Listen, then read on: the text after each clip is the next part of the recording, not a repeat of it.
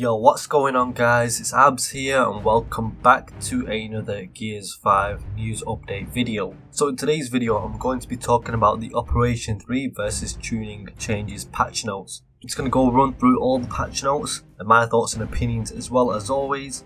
And if you are new to this channel, be sure to subscribe and hit that notification bell to stay all up to date with the latest Gears 5 news. So let's dive straight into the article then. So the article first states this: the release of Operation 3 Gridiron also includes our biggest single versus tuning update for Gears 5. Our goal is to continue to refine our versus gameplay in order to reach a place where it feels fantastic minute to minute while also having the depth and skill you expect from a Gears game. And these changes will arrive on March 31st as part of Operation 3. And I've been looking very forward to this article and these changes because you can have as much content as you want in the world, but if the foundations of the game are not really good and are really fun, then it's not going to be great, is it? So let's read the next part of the article. So general updates: momentum roadie run boost. So gaining a speed boost from a cover slip, a vault or step up requires a short time at maximum run speed prior to taking the action. Speed threshold: players must be at 90% of their maximum roadie run speed for 0.25 seconds before a boost is available. That's really good, really good. Boost window: players have a 1 second window to activate the boost by triggering a cover slip, vault or step up after the roadie run action is stopped. Stopping power is considered. If a player past the speed threshold has their speed reduced below 90%, their threshold will be reset. Okay, that sounds good. So basically, the up A speed boost, like Node Zero was explaining with the Mario Kart meme that was going around, basically players need to be at least 90% of their maximum roadie run speed for 0.25 seconds before the speed is available, so that is good. So blind fire, I think this is just blind firing in general, so decrease transition time to blind fire to 0.15 from 0.25 seconds. Increased blind fire aim time to 1.1 seconds. This is how long the weapon stays up in blind fire after shooting. Okay, so the transition time has been reduced ever so slightly, and just the aim time has been increased slightly as well. We'll see how that plays out. Active reload then. Generally reduced cooldowns around actives. All weapons have an active duration of 6 seconds. Loadout weapons have a cooldown of 12 seconds. That was 20 before. Right, okay, yeah, I like that. Secondary weapons have a cooldown of 10 seconds. Was variable between weapons. Power weapons have a cooldown of 8 seconds. Was variable 15 to 20 between weapons. Right, that's good. You know, the active reload is being given somewhat of an importance again, which is great to see.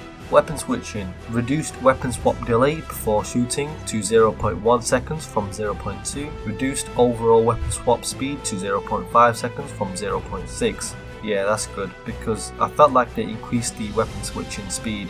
That is good. So weapon specific updates.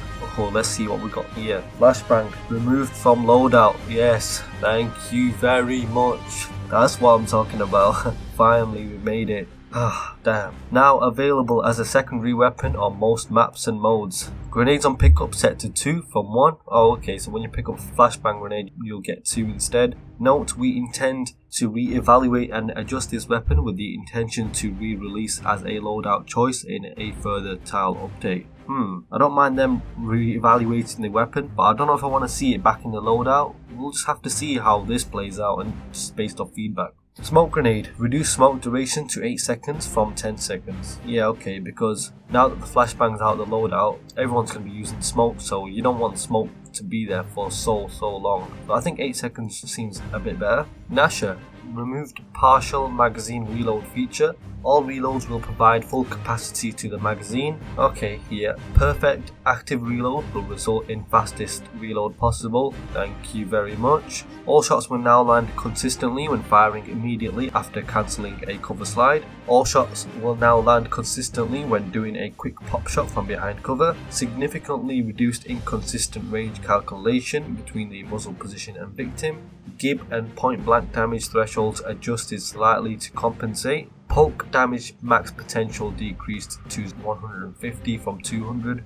I believe that's just units. Yeah, I think that is a good change, because I felt like the poke damage was just a little bit too much. But the gnasher is in a good spot now, I think, personally. And reduced hip fire magnetism range by 2 meters. Now 6 meters. That was 8 meters before, so reduced magnetism there from hip fire.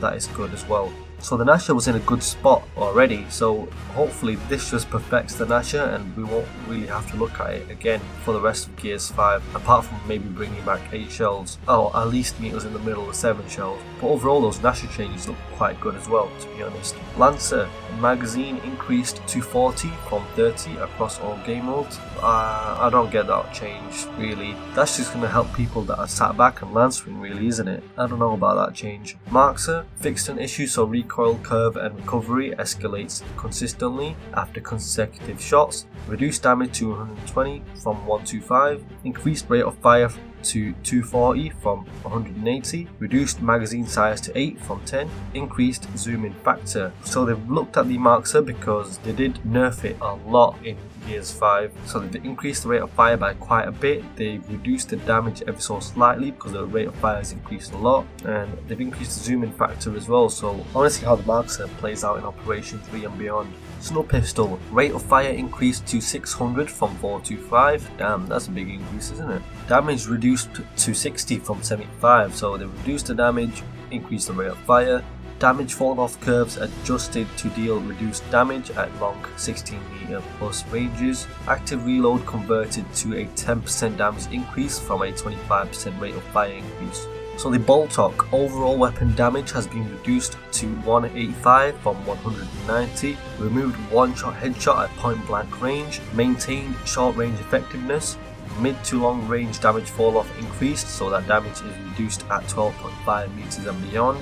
Active reload damage increased to 20% at additional damage. Right, okay, so they've reworked the Boltok in quite a few places as well, because at really close range I think it was quite OP, so they've looked at that as well. Drop shot rounds on pickup reduced to 2 from 3. Okay, interesting. That is a lot of changes there, and it does seem really good for the most part. This could be a big kind of refresh for Versus and make it feel a lot more smooth and a lot better, more fun. I'm looking forward to seeing how multiplayer plays out once these Versus tuning changes launch in Operation 3. I think one more thing that's on my bucket list still is the Classic Omen, because the Classic Omen, I just love the Classic Omen. I just want it to return soon, hopefully, in 2020 at least. But yeah guys, if you did find this video informative, be sure to drop a like on the video and comment down below what you think of these changes. Stay tuned for tomorrow's video, as I will be covering the player versus environment tuning update as well for Horde and Escape. We'll see what they've got up their sleeve there tomorrow, so be sure to hit the notification bell so you don't miss that. Subscribe if you are new to this channel. Hope you guys have a nice day, and I'll catch you guys on the next one.